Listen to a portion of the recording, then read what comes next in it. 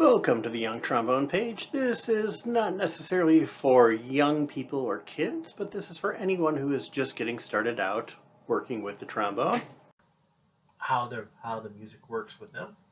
And so now we have two things going on here. We have warm-up, Serenity, number 9, and they're also introducing slurs.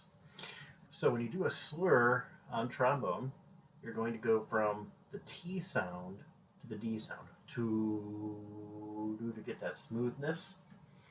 And then there are slurs where we use our tongue. There are natural slurs, and those are things I'll be getting into in various different videos.